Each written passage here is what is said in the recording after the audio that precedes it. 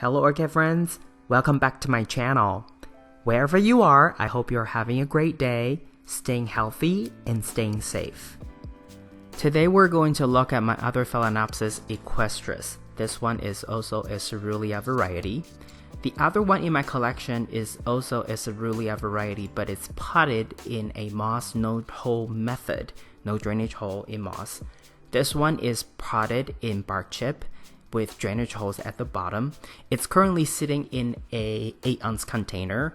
I do double cup it, so if I want to soak this orchid, it's very convenient, and if I don't, I still double cup it and then put it on top of a blue outer cup to black out sunlight to reduce algae formation. This one was a gift to me, and then I remember it had a very small, tiny, dry spike.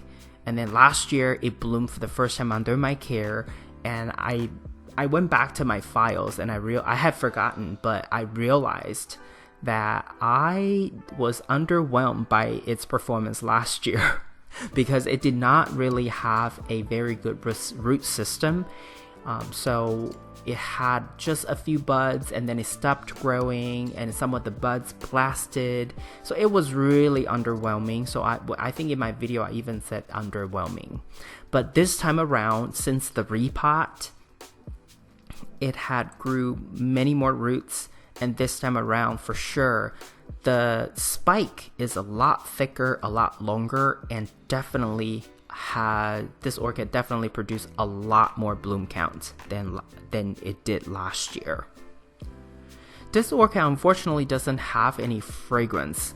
It does have a little bit of scent to it, but it's so faint that I will consider this orchid a orchid with no fragrance. But that's not what it's known for anyway. I mean, equestris is known for its multifloral capability as well as its tendency to produce keikis on spikes of mature plants. I mean, it would probably take a couple more years for my orchid to become mature enough or old enough to be able to keep the spike and produce keikis from its spikes.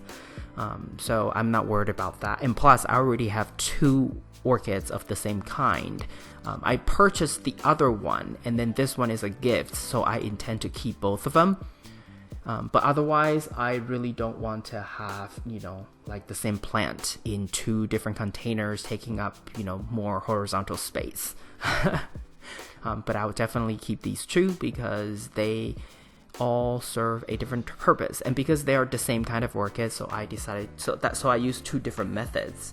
At first, I was trying to figure out if a certain method is better than the other, but having grown orchids for some time and having watched these 2 orchids grow the way they did, I really don't think there is ever really a perfect method. It really all depends on the orchid and the environment and how the orchid owner go about watering.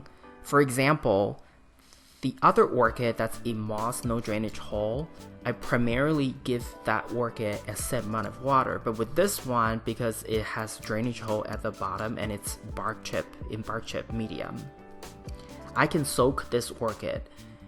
And the more I soak it, the quicker the bark chips would degrade and break down, and the more frequent I would have to change out the medium. For example, for my previous bark chip experience, on average, we're talking about every 2 years, you would need to start changing bark chips.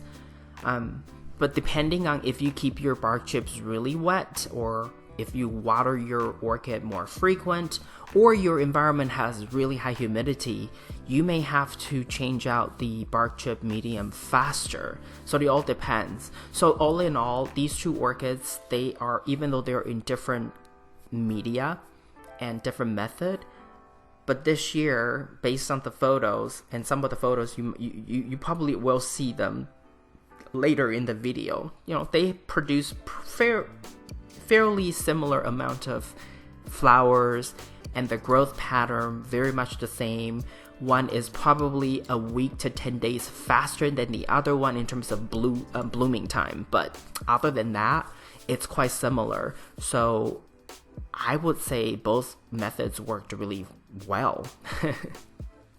Fertilizer wise, I do give 25% fertilizer to both of these orchids, so there is not any variation there. But next year, maybe if there are enough orchids that would require, say, 50%, half strength fertilizer, maybe I would also use it on one of the orchids. That's another idea that I have for some of my changes to some orchids. I don't know yet, but if I ever do make that decision or make that change, I'll definitely keep you posted, and as well as keep you posted on the results. But that's just an idea for now. I haven't really decided just yet. And here I want to use an opportunity to answer a question from a orchid hobbyist on YouTube. This is more of a comment, really. So sometimes my videos don't always give you an answer, but I would talk about both sides. Like this video, I talked about the pros and cons of bark chips and then other considerations associated with the pros and cons. And the goal there is to help you understand the areas of things that you need to consider for you to make that decision for yourself. And that's why sometimes my videos doesn't necessarily give an answer, because that answer could be right for me, but it could be a wrong answer for you. And so I don't ever really just say bark chip is the best or sphagnum moss is the worst kind of media ever, because it all depends on how you water and the kind of setup, your humidity, things like that. And that's why I talk about what I talk about, but not necessarily always provide an answer. So for those of you who really want an answer without other consideration, I think it's dangerous, because you may be misled to think that certain things is right for you, but then it may not work for your environment. It may have worked for other people in their homes, in their environment, in their parts of the world, but it may not work for you.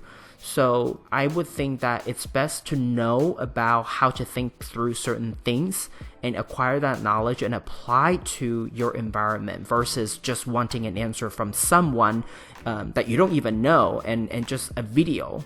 My goal is to teach you how to fish and not give you a slice of fish fillet to eat. This is all I have for you today. If you like this video, please give it a thumbs up. And if you would like to get more orchid related videos from my channel, please subscribe and turn on the notification. I want to wish you happy growing, and I will talk to you in my next video. Ciao!